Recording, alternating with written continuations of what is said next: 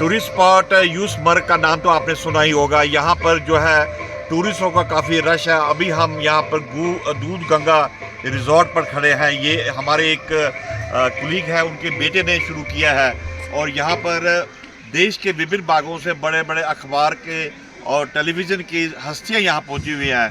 मेरे साथ यहाँ पर गोविंद पंत राजू जी हैं जो कि लखनऊ से है, आज तक के वहाँ पर ब्यूरो चीफ रहे हैं, और राजेश बादल जी हैं जो कि एग्जीक्यूटिव डायरेक्टर राज्यसभा टीवी में रहे हैं। इन्होंने ही राज्यसभा टीवी को शुरू किया था और मैं उनसे बात करता हूँ। मेरे पुराने कुलीग भी रहे आज तक में जो भोपाल में ये ब्यूरो चीफ थे।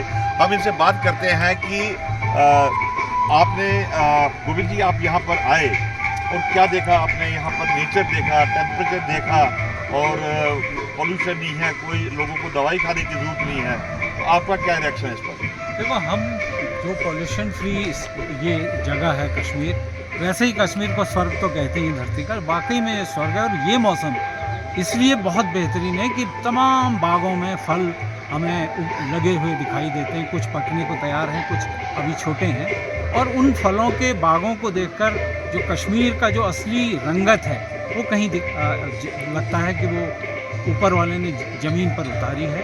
अखरोट इनमें सबसे ख़ास है। वैसे तो सेब बहुत, कश्मीर का सेब बहुत फेमस है, बादाम बहुत फेमस है, खुमानी बहुत फेमस है, लेकिन अखरोट एक अलग पहचान है। और हम लखनऊ में भी जब अगर बाज़ार में अखरोट ख़रीदने जाते हैं तो सबसे ज़्यादा टेम्पटेशन होता है कि अगर कश्मीरी अखरोट मिले तो वो खाया जाए, क्योंकि उसका स्वाद, उसमें कुछ नेचर में कुछ और ही भरा होता है, कुछ अलग मज़ा उसका।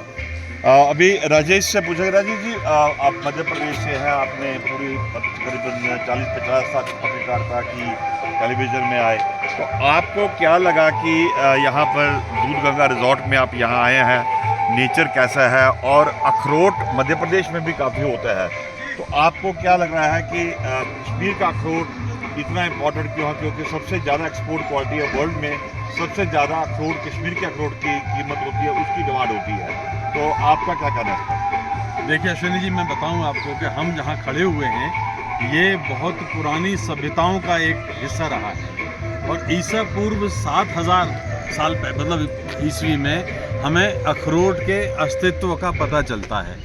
और फारस में भी बहुत जो पहचान है फारस में है, लेकिन जो कश्मीर के अखरोट की पहचान है वो एंटीऑक्सीडेंट और जो स्वेलिंग कम करता है और भी मेमोरी को शार्प करता है और भी कई सारी चीज़ों में हम लोग अखरोट को एक तरह से बहुत ही कुदरत की एक ऐसी देन के रूप में याद करते हैं जो कहीं और नहीं मिलता। आपने मध्य प्रदेश का जिक्र किया, हमने सतपुड़ा के जंगलों में अखरोट देखा है, हमने बस्तर में, छत्तीसगढ़ में अखरोट देखा है, उत्तराखंड में कहीं कहीं देखा है, लेकिन जो बात कश्मीर में है वो कहीं नहीं।